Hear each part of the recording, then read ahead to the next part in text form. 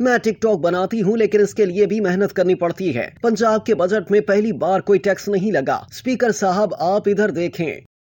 Punjab assembly में वज़ीर आला मरियम नवाज के खिताब के दौरान ओपोजिशन ने नारे लगाए तो मरियम नवाज ने भी जवाबन कहा कि बैठ जाएं, गला बैठ जाएगा। मरियम नवाज ने कहा कि स्पीकर साहब आप इधर देखें, उन्होंने 5 साल यही करना है, मुझे इन पर तरस आता है। ये कहते हैं मैं टिकटॉक बनाती हूँ, टिकटॉक बनाने के लिए भी मेहनत करनी पड़ती है। उन्होंने कहा कि हमने आइंदा माली साल का बजट पेश कर दिया है। हमने पंजाब की तारीख का सबसे बड़ा बजट पेश किया। पंजाब के बजट में पहली बार कोई टैक्स नहीं लगा। पंजाब के टैक्स फ्री बजट पर ओपोजिशन भी खुश होगी। ओपोजिशन की बहुत बड़ी तादाद मुहिब वतन है। इस हुकूमत को चलाना मेरे लिए दोहरा चैलेंज है। पंजाब में नवाज शरीफ जैसा वज़ीर आला रहा जिसने परफॉर्मेंस के रिकॉर्ड बनाए। यहाँ पर शहबाज शरीफ जैसा वज़ीर आला रहा जिसने पंजाब की आवाम की तकदीर बदली। उन्होंने कहा कि ओपोजिशन के पास गालम गलोच और नारों के सिवा और कुछ नहीं। 100 दिनों में पंजाब हुकूमत ने इनकलाबी इक़दामात किए। तहरीक इंसाफ की पंजाब हुकूमत खिदमत नहीं इंतकाम लेने में मसरूफ थी। PTI की पंजाब हुकूमत नाअहली के लिए रिकॉर्ड कायम करने में मसरूफ थी। वो लोगों के एयर कंडीशन उतारने में मसरूफ थे। नवाज शरीफ ने कहा बानी PTI की जेल में एक AC तो क्या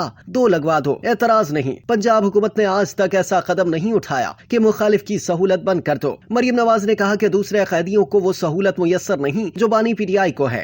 हमने ताकत को ओपोजिशन के खिलाफ कभी इस्तेमाल नहीं किया। उन्होंने कहा कि महंगाई में आज बहुत हद तक कमी हो चुकी है। पंजाब के अवाम ने बरसों बाद सुकून का सांस लिया है। अस्पतालों में जो दवाई उन्होंने बंद की आज दोबारा मिल रही है। मुझे तरक्की करता पंजाब मिलता तो मैं सूबे को बहुत आगे लेकर जाती।